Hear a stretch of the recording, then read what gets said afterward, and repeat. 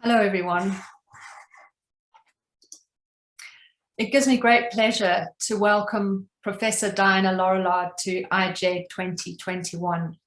Professor Lauriallard has been at the forefront of technology and educational thinking and research over several decades, and her work has been hugely influential and impactful to educators. She is Professor of Learning with Digital Technologies at UCL Knowledge Lab, and she was formerly head of the e-learning strategy unit at the Department for Education and Skills 2002 to 2005, and notably Pro-Vice Chancellor for Learning Technologies at the Open University between 1995 and 2002. Professor Lauriallard has been one of the leaders of research into technology enhanced learning, as evidenced in her many projects and publications, and in particular by her ESRC, EPSRC funded teaching and learning and research project as part of the TLRP 3 series, Transforming Teaching Practice Through Planning and Design. Areas in which she has recently been involved in researching include the use of MOOCs for professional education in challenging contexts, learning design, and games for dyscalculia. She's also recently published a book, Teaching as a Design Science. Personally, I recall being deeply influenced by her book, Rethinking University Teaching, a framework for the effective use of educational technology in higher education, which was published in 1993. Her thinking has certainly impacted upon my own career choices in technology-enhanced learning, emboldening me as a female academic to venture into this emerging disciplinary area. In these times of COVID, we need high quality research more than ever so that our pedagogies and our practices are evidence-based and also critically informed. We very much look forward to hearing your keynote, Diana, exploring the chance to innovate in blended and online pedagogies. Thanks very much. Thank you so much, Maddie, for that very kind introduction. I must say it's a real pleasure for me to be able to be working with you here in this conference, because it's a very unusual disciplinary area for me to get involved in. Something I do in my leisure time, much more than I do professionally. So this is great. And thank you so much for your invitation. Now, just let me check that you can hear me and you can see the slide. Is everything working okay? Yes, that looks good. Yes, good. Okay. Okay, so the title here is Exploring the Chance to Innovate in Blended and Online Pedagogies. And the important word here really is exploring, because extending our use of blended and online learning is going to be a learning experience for all of us. There's so much innovation yet to be done. And that's exciting, but it's also just a bit daunting.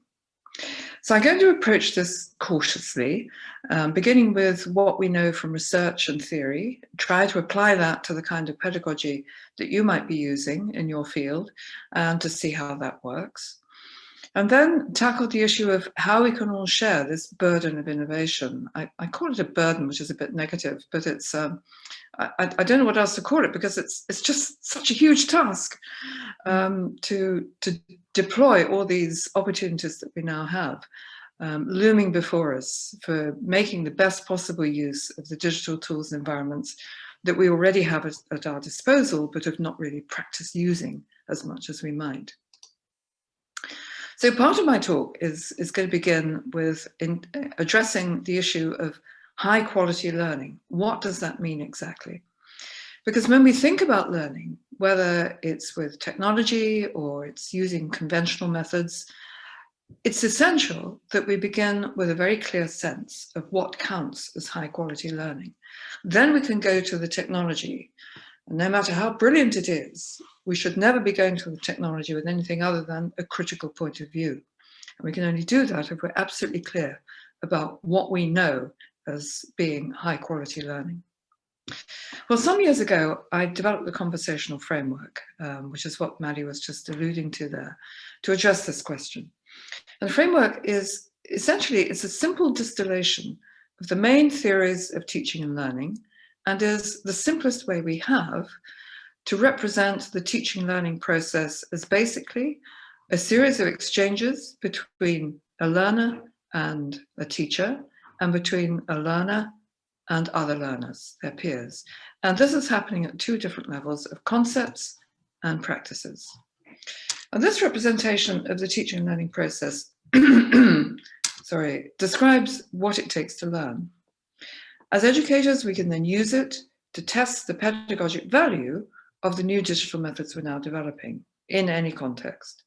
The research studies have all been carried out with students at all levels, so the framework really applies to any sector, any subject, and it seems to work with whether we're talking about face-to-face or online or blended learning. At the heart of the framework is a simple way to think about how a learner is learning. This represents one learner. They have some concepts or knowledge, and they have some practices or skills. And at the concept level, there are continual iterations of ideas as they gradually develop a concept and join it up with other concepts. And at the practice level, similarly, there are continual iterations of actions that gradually develop a skill, and then as you do more, gradually develop more complex skills. But of course, it's also important that the concepts influence the practice, and the practice influence the concept in another continuous cycle. And that's essentially how we're all learning all the time, from day one.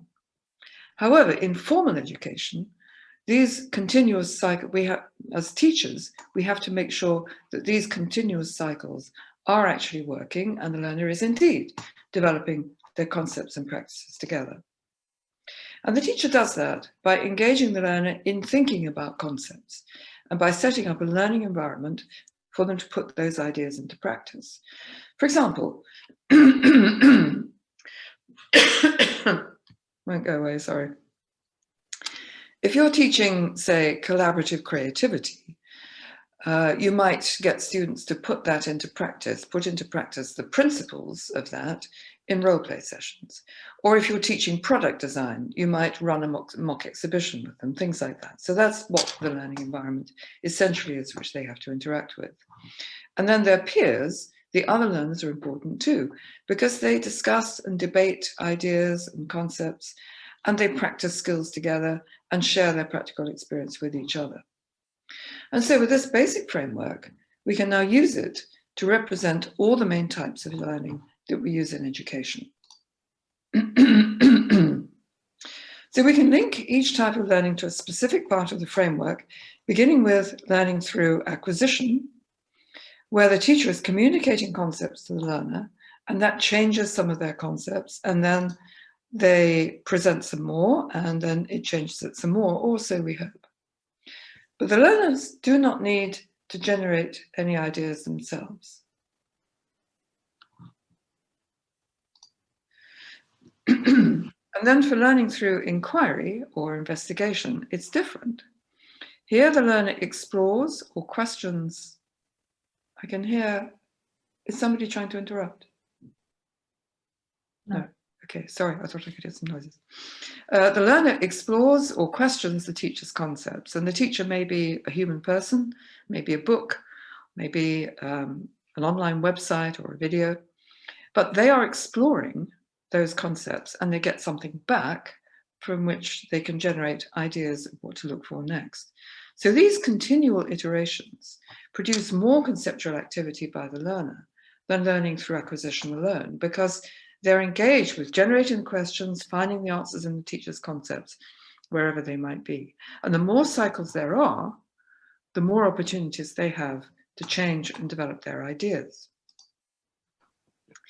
Then for learning through practice, here the learner is using the learning environment set up by the teacher. They're asked to achieve a goal. They generate an action. They receive feedback, then respond with a revised action with more feedback. And then they may also be encouraged to use their practice to change their concept and vice versa, and so generate a better action. All those iterations engage the students in developing both concepts and practices and the links between them, showing just how important this type of learning is. And the same iterations happen with learning through discussion, where the social construction of ideas helps learners to develop their concepts and then generate questions. They receive feedback from their peers, and respond with answers to their questions. And again, these iterations engage them in the process of developing their concepts further. Every time you articulate something about what you know to somebody else, you're rethinking it, re-expressing it, remembering it better. So these red arrows are where the learner is active, and the black arrows are whether they're receiving something, where they're receiving something from someone else.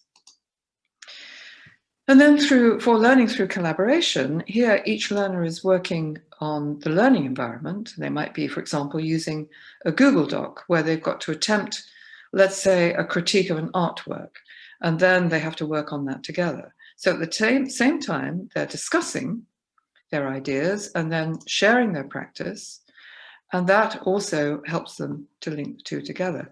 So again, this type of learning helps them to develop both concepts and practice, but here it's enriched by this social learning context. It's not just practice. Collaboration takes them beyond discussion as well, to having to negotiate what they do in practice to create an agreed critique. They can't just agree to differ. You've got to come together. And so that makes the discussion that much more engaging and likely to regenerate these cycles. So in this context, they have feedback both from the practice environment and from discussion and negotiation with their peers. Then finally, learning through production is where they reflect on and represent to the teacher what they've learned. And this is where they have to connect up both concepts and practice, and then produce a design or performance or presentation or whatever it is to demonstrate what they've learned. And then the feedback from the teacher should enhance and consolidate their learning a little more. So learning through production, of course, is what we're using in assessment or in setting assignments for students. This is where learners always have to produce evidence to demonstrate what they've learned and what they can now do. If the learner has to produce something for the teacher or for the class, it's motivating. That's why we use assessment, to persuade students to focus on their learning process, to reflect on what they've done and to represent it.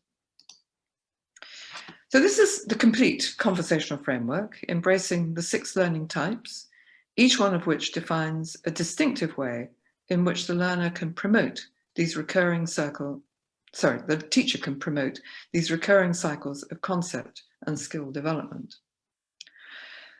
And for the teacher, all these types of learning work together to complement and enhance each other. Each one plays its special part. No one is more important than the other.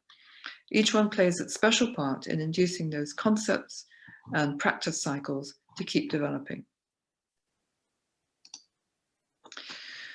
So the message of the conversational framework is that ideally we design learning sessions that use several of these types of learning to keep those cycles of development going. Now, for each learning type, we can also represent the wide range of methods we use in both conventional and digital teaching and learning, the old and the new technologies of lectures, conventionally, or now perhaps videos, of the library, conventionally, but now the internet. And in the practice environment, we've always used workshops, but now we can use digital versions of workshops and digital tools. For discussion, we've always used discussion groups, but now we have online forums, which can be synchronous or asynchronous, text or chat, or voice or spoken word. Group projects can be either physical or digital for collaborative learning. And then for production, students can create something real or a digital virtual output to demonstrate what they've learned. So the point for us as teachers is that we try to encourage all these types of learning using a variety of conventional and digital methods. Maddie, I'm afraid I'm hearing a lot of feedback. Oh. Are all microphones off, do you think?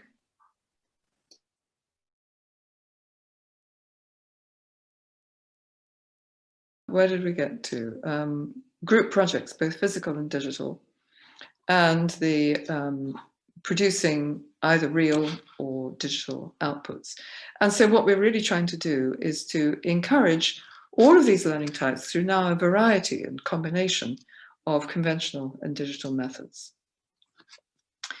Now, how do we use this framework for thinking about the kinds of blended learning designs we can now create using technologies? Well, I'm going to talk through a particular learning design, which I hope might be the kind that you use in your own teaching, but adapting it to a wholly online session. And I'm using the example of the vicarious masterclass, which would be used, for example, for dealing with learning through practice, but in the context of having to use social distancing rules. So quite a practical focus. The masterclass will be familiar to you, I'm sure, as a conventional teaching method for small groups who need to practice a skill or a procedure in detail, and where each learner needs from their tutor detailed feedback on exactly what they're doing, such as in a life drawing class of a small group of students. So the simplest form might be a 50-minute class, say, of 4 students who take it in turns to demonstrate what they can do, while the other 3 students hear and watch the feedback from the teacher. So each student has personal one-to-one feedback, let's say for about 10 minutes, and then they watch the feedback on the other 3 students' performances for another, say, 30 minutes or so. Then maybe they have a whole discussion. So it's a good method, but providing this to all students on campus may sometimes be difficult with social distancing or with other reasons for keeping people off campus. So an alternative version is a blended version, which is the vicarious masterclass being run entirely online. And here, one small group of, let's say, the 4 students is filmed, having a detailed individual feedback from the teacher, as they do in the face-to-face session. The video of the class can then be watched online by all the other students in the class who have the same vicarious experience of teacher feedback as the 3 students watching in any small group. They don't have individual feedback, but they do have the same experience of feedback to the other students that the students in the small group have. And so over a period of a few weeks, it should be possible for all of the students to experience at least some one-to-one feedback. But that might be a good way of ensuring that everybody gets that intensive forensic detail of the way in which the tutor looks at your performance and guides you in the way that you can do it. And that's of value to all the other students watching. So that might be a way of managing that. Now, how would that map onto the conversational framework? Well, this particular one maps only to the left part because there's no social elements in this, but it does have several cycles to develop students' learning of concepts and practice. As each student watch the video, they perform the practice individually in the learning environment, as if for the teacher, who provides advice to the whole group of students, representing all students, which then changes every learner's concept and practice, and so they try again. And they use self-review and try again, and then self-review again. Then they think about the concepts from the teacher, try to link that into the way in which they're doing the practice, and try again, and so on. But even for the students watching and practicing at home, watching the whole thing live online, this is still a rich learning experience for them. So now at this point, I want to pause for a minute to see if you have any comments or questions that have occurred to you while I've been speaking. In particular, I'd be interested to know, I mean, these are 2 questions that occur to me at least. Does this range of 6 learning types fit with the pedagogies that you use in your teaching? Various combinations of them. Does that cover the range of what you do? Is the framework appropriate for your field? And then secondly, have you found any of the learning types here which are particularly difficult to use with digital or online methods? Just like to hear your thoughts on some of those, or indeed, as I said, on anything else you would like to comment on. So, Maddie, I think I'm going to be reliant on you here to see if there's any questions coming up in the chat or indeed from the rest of the panel. Thanks very much, Diana, for explaining that so coherently and clearly. We're going to take some questions now from the audience. So if anybody would like to post a question to Diana, that would be great. I see someone, Michelle Weber, would you like to post a message or say something? Just really quickly, I'm loving this. How do you I'm dealing with students in vastly different time zones, and I'd love to do some of these things, but it becomes rather difficult. Do you have ideas around that? Well, that's essentially requiring asynchronicity. And the masterclass session that I just mentioned just now could be run asynchronously for students all over the world. I mean, once you've got the video, essentially, you're asking those students to run the video and working with the video as it goes. I mean, there is no interaction between the teacher and all the other students who are not in their small masterclass, as it were. So that's one example of the way in which the students can't be there with you, but it's as if they get something out of that, some kind of vicarious experience of what the teacher is doing with that small group of students. And that in itself is some kind of value to them. So what I'm going to do, I think, when we come to talking about learning designs in more detail, is to look at ways in which we can do things asynchronously. And of course, when we're working in many time zones, that's honestly the only way you can do it. Some people try running the same session twice, one for one half of the world and one for the other half of the world. But that kind of optionality and doubling up on your teaching doesn't really help anyone, because online learning already demands more of your time in preparation than face-to-face did.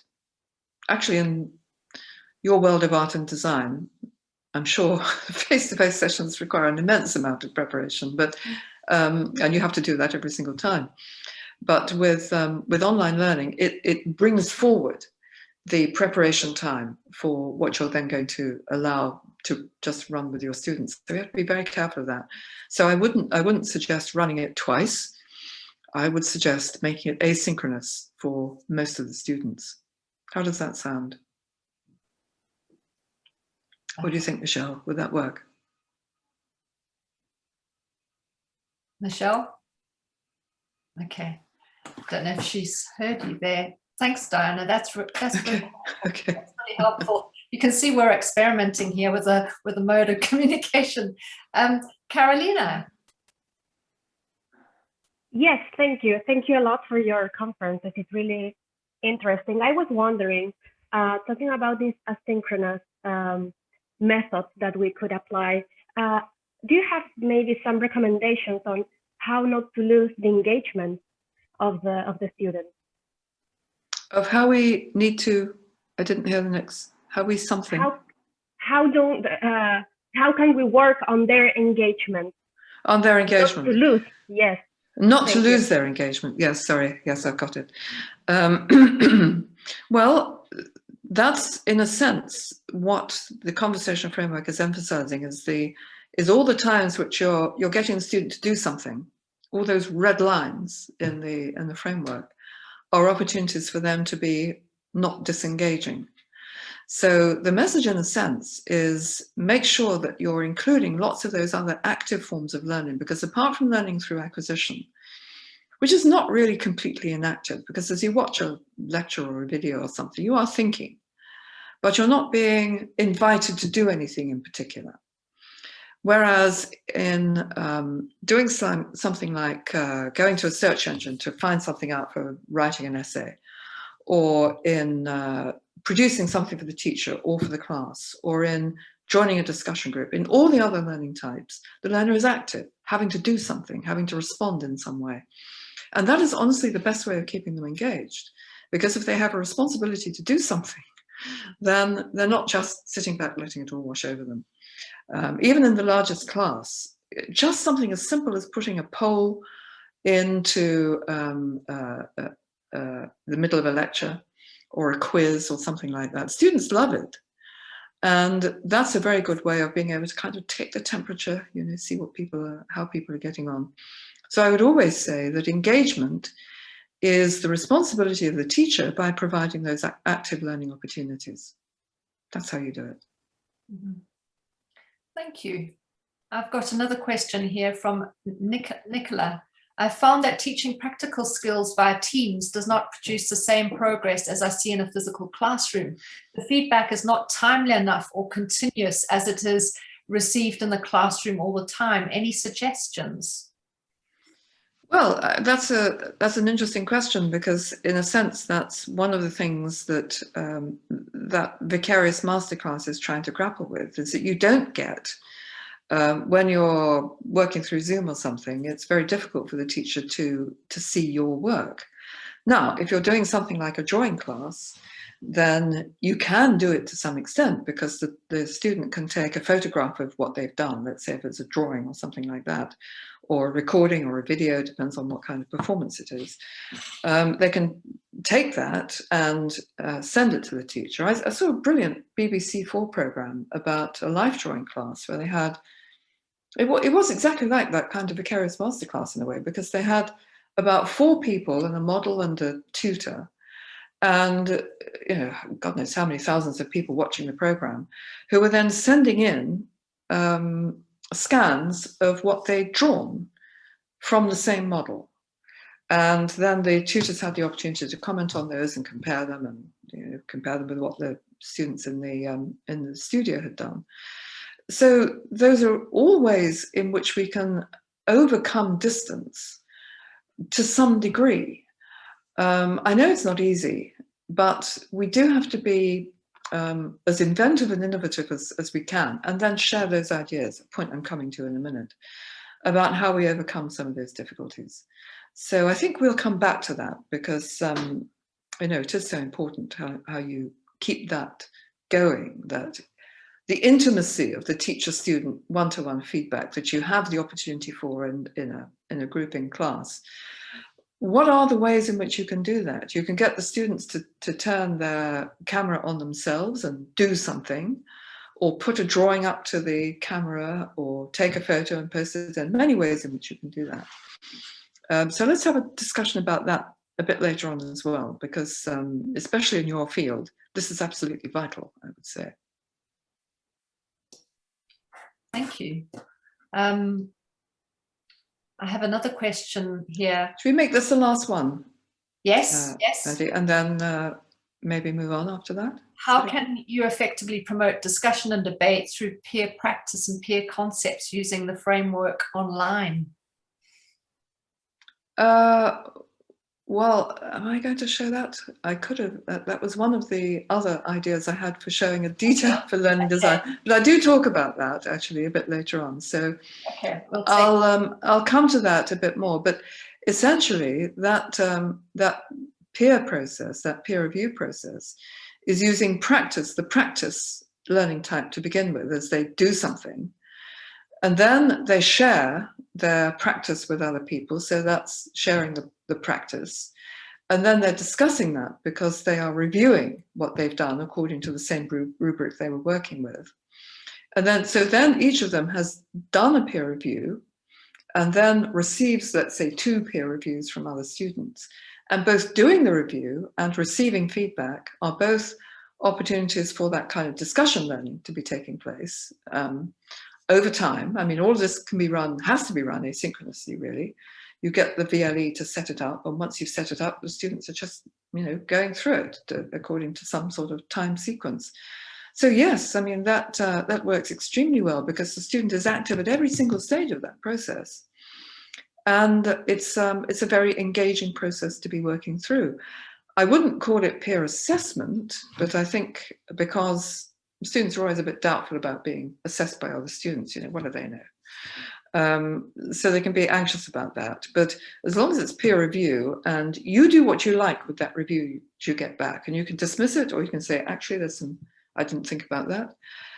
Similarly, with the review you're doing, there could be something where you see, well, I've done better than that here, but that's quite a good idea. Maybe I could weave that into mine. So it's a very active process of learning. Works very well online, even though it is essentially asynchronous. So I think we will come to talk a little bit more about that later as well. So may I move on? And please, let's keep all of those questions to the Q&A session at the end, and I'll try to make sure that we have time for that. Okay, so now we come to the issue of how we as a teaching community can manage this new requirement to innovate in the way in which we teach. And I've already started worrying about the workload issue as in reply to one of those questions there. But over the past year, teachers and students together have had to grapple with the demands and difficult demands of the technologies, as well as figuring out how to work and act in this new digital world, because it offers such a wide range of possibilities now of how we might combine all these conventional and digital methods. So how do we share this burden of innovation? Well, there's very little help available actually to academics and teachers in all sectors. We all need support in moving to online. So we developed the Learning Designer a few years ago. This is a free online design tool available to all teachers. And it essentially turns the theory-based conversational framework into action. And it does this by providing a structure for developing a sequence of learning activities to achieve the outcomes that you define. So let's go through what you could do with this. Here's the website. Shows you can create your own designs or adapt other people's. You can analyze them, review others. You can share them or with your team or publish them for everyone. And on the browser screen, you can explore existing designs. And here's a selection from teachers in a course that we're running at the moment to see if any of these might be useful to you to borrow as a starting point. So I'm going to start with one called Peer Assessment for a Creative Task. There we are. I knew we were coming to peer review. So this is one that's been submitted by a teacher. And I'm looking at it now on the design screen, where this is the general information about what this session is doing. It's lasting for, well, it was intended to be 1 hour and 40 minutes, and design learning time is 1 hour and 50 minutes. So it's one of the things it does is to track how much time you're developing, because we all overdevelop all the time. It was developed for a year 7 religious studies group. And this task was to create a design for sacred buildings. Now, of course, in the context of religious studies, this is not architectural. It's about understanding the ceremonies and the rituals around sacred buildings. It's wholly online, and the outcomes are listed here as being able to construct and then give feedback and so on. And it's in 3 stages: preparing your model, reviewing the 2 models that you're sent, and then looking at all the models which have been sent by the whole class and discussing those with the teacher. So I think, well, that's a reasonable place to start, let's say. So I'm going to turn editing on. And now the design is mine, and I can do what I like with it. Everything on here is now editable. So I've changed the topic words because I'm not working on sacred buildings, and I've decided that this is going to be a creative task to create some protest jewelry. I have to confess, I know nothing about designing or creating protest jewelry, except that my daughter gave me some once and I loved it, so I thought it was just a nice topic to think about. Now, what I've done here is to change the wording in these instructions to be about creating a piece of protest jewelry. But in fact, most of the words which are written in here as instructions to the students: watch how to do the task, create your design, take photos, add your slide to the shared PowerPoint, browse through the peer designs and assess the 2 assigned to you, and so on. None of those are about either sacred buildings or protest jewelry. They're all about pedagogy. They're all about an expression, an articulation of what the teacher is getting the students to do. So for my higher education students, let's say, I want to extend this design a bit, and I'm going to expand this so you can see it a bit more easily, to expand this initial teaching learning activity. And this is the one about preparing your design. And I've added in a couple of learning types here. Originally it was read, watch, listen, or learning through acquisition. And you can define the learning type with this little drop-down menu here. And then you went on to creating your design and then producing it. Well, I wanted the students to watch the video, yes, it's a good idea, but then do a quick draft about what they felt their design should look like, maybe in both words and sketches.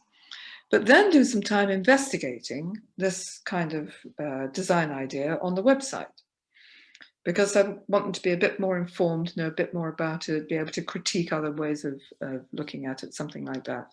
So I've extended the design, and then they still have to produce a slide which described it, or something of that kind. You can also see that each activity here has been assigned a unique group of pedagogic characteristics. So the first one is the duration. It takes 5 minutes to watch this video. How many students working on this at a time? Well, this is one. This is an individual activity. It could be a whole class of 30 or something, or it could be a small group of 3. The teacher is not present, so there's a cross here. This is all done before class. It's online, though, because you have to use these different kinds of tools, like watching a video. This is the calendar icon, and this is not ticked, so it means it's asynchronous. So students can do this at any time, as long as I think they have to get their slide in by 2 o'clock on Wednesday. And this is the digital tool or digital resource attached. In this case, it would be a video, nothing there. This would be a series of websites for them to look at. This would be, I don't know, a PowerPoint or something, and this would be the shared site on a Google Doc, or sorry, on Google, or on the VLE, and so on. Now, you'll see there's some color coding here for each of the different learning types, as well as the time they're meant to be spending on each one of them. And because the software knows how much time you've assigned to each type of learning, it can provide a pie chart as feedback on the overall distribution of learning types for this session. And this dynamically updates as you develop the design. So you can see the contrast between the one I started with, which has just 3 learning types there, and the one I've got now, which has also got the investigation and it's got a higher proportion of practice. Now, it's entirely up to me whether I think that's a good idea or not, but that is a kind of feedback. That, along with the amount of time I've got, which is now much more, it's almost doubled what was there originally. Now I'm going to look at the analysis page, and here I've got the pie chart represented again. I can see that I've got a reasonable distribution, I think, for this kind of activity, predominantly practice, but other things coming in as well. It's wholly online, which is pale blue. It's mostly the teacher is not present, but for that final session where you have the whole class looking at all the designs and the teacher discussing them and so on, that dark brown means, oops, sorry, means the teacher is present. And it's mostly asynchronous, but again, for that class session, it's synchronous, which is the dark pink. And finally, it's mostly individual practice and individual activity. There's a bit of group activity when 3 students are reviewing each other's peer review, and the whole class activity right at the end. Now, there's no rules about any of this. It's entirely up to you. But now you, as the designer, have the opportunity to reflect on what kind of overall learning experience you've created and see if that looks about right to you, or if you want to make some further changes. So, as I said before, you can do what I did, which was to start by looking for something which looks a bit like what you want. It's a kind of starter kit, or gives you some ideas, and then develop it from there, or just start afresh, create your own. You can analyze and review other teachers' examples of learning and then publish them. So that's what we start doing in our courses for teacher professional development, because we're going to need a collaborative approach to this kind of problem solving. Teachers can't do all this invention and innovation on their own.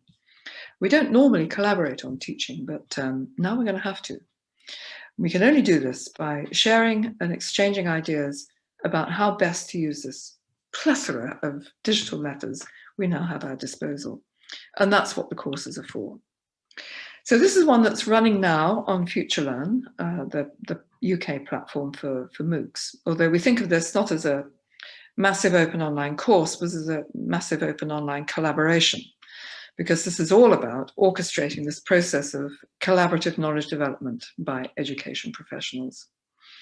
There's the link here to enroll on the course, and it's currently running and will continue until the end of next week, and then starts again on the 5th of April. So you can really join at any time.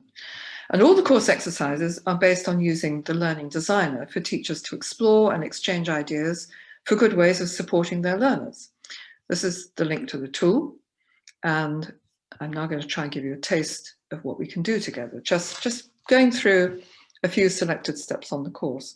So in week 1, the participants go through the basics of the conversational framework and then work through exercises to use that theory to decide on how to take a face-to-face classroom session online. And it then introduces the Learning Designer and shows how you can use that for both designing new blended learning sessions and for how the teaching community can work together to collaborate on discovering these new methods. In week 2, we're looking at a particular learning design to explain a complex concept. We go through the principles of good design, like constructive alignment between the outcomes and the activities and the assessment.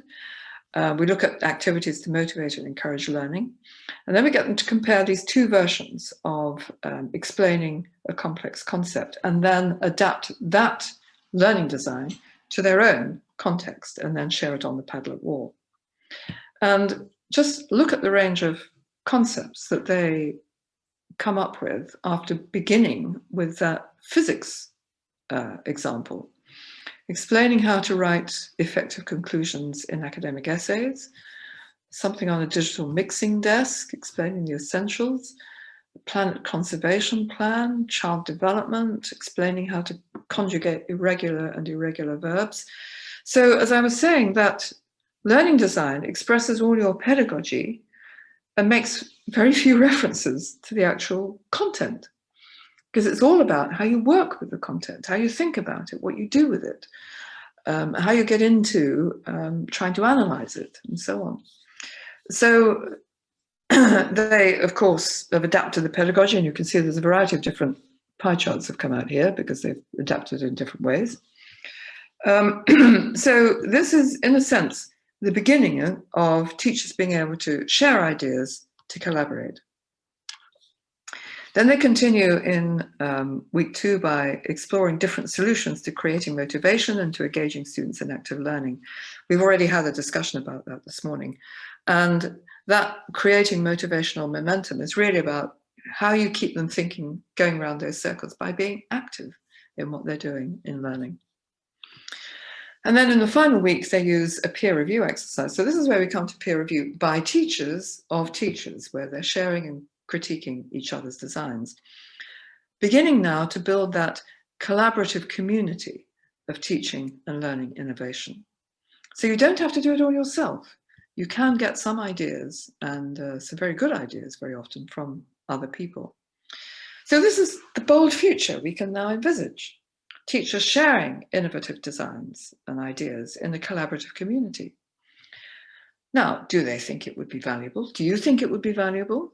So we asked this in the discussion on that particular section of the course. Do you think it's valuable for teachers to share designs? And this is quite a typical comment, which came up in that discussion. Sharing designs is highly important for expertise exchange. It can bridge the gap between teaching communities and foster transnational teaching cooperation, create a universal experience, will benefit well-experienced and less experienced teachers.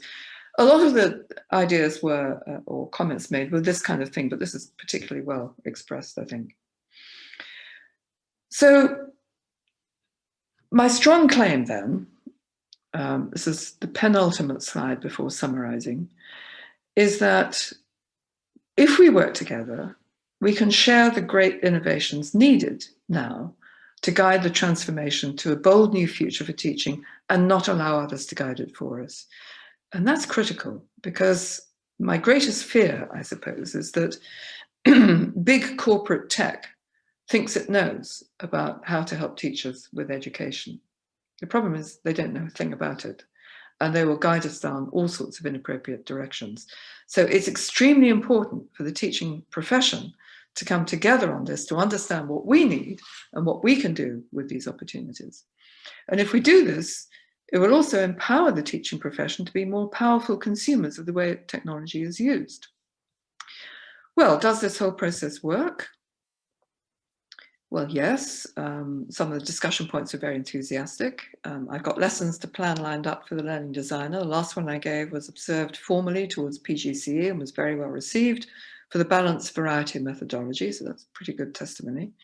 Showing the best practice is the best way to learn, and so on. There were several of that kind. And yes, some of them, here are the curated designs where people had been through the peer review process and some people had recommended this is particularly good.